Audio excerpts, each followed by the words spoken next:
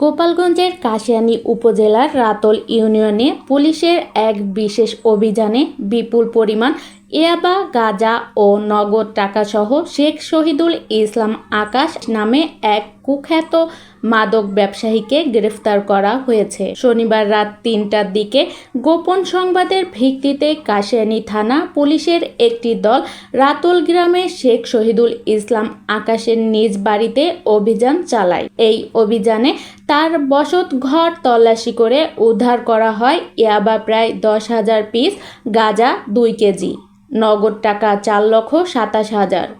কাশিয়ানী মকসিদপুর সার্কেলের সহকারী police super ASP Nafizur Rahman গ্রেফতারের বিষয়টি নিশ্চিত করেছেন। তিনি জানান, আকাশ ওই এলাকার একজন চিহ্নিত মাদক ব্যবসায়ী।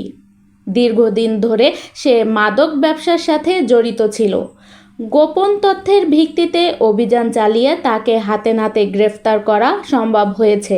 পুলিশ জানিয়েছে, গ্রেফতারকৃত আসামির বিরুদ্ধে মাদকদ্রব্য নিয়ন্ত্রণ আইনে মামলা দায়ের করা হয়েছে।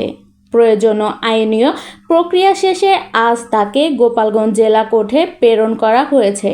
মাদকের বিরুদ্ধে পুলিশের এই জিরো টলারেন্স নীতি ও অভিযান অব্যাহত থাকবে বলেও জানান এই পুলিশ কর্মকর্তা। আকাশ এটা কুখ্যাত মাদক সম্রাট, সে রাতল গ্রামের বাসিন্দা।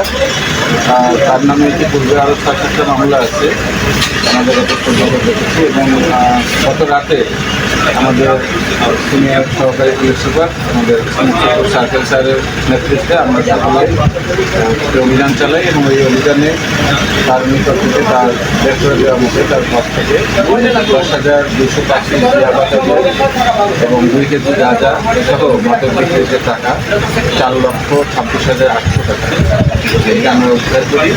এই মামলাটা প্রক্রিয়াধীন আছে। বিক্রির টাকা সেটা তার ব্যক্তিগত অ্যাকাউন্টে সেট করে তার সেই খাতাপত্র, কাগজপত্র, নথিপত্র আমরা উদ্ধার করেছি। সে অনুযায়ী বিক্রি করে তার যে সাব ডিলার বা রিসেলারদের কাছে সেই খাতাপত্রটা পুরোপুরি একটা মাদক বিক্রয় কেন্দ্র, একটি চক্র, পুরোপুরি চক্র। মানে সেই মাদক এর সাথে কারা জড়িত আছে কিনা মানে নিয়ন্ত্রণ রাখতো যে খাতা হিসাব করতে পারে।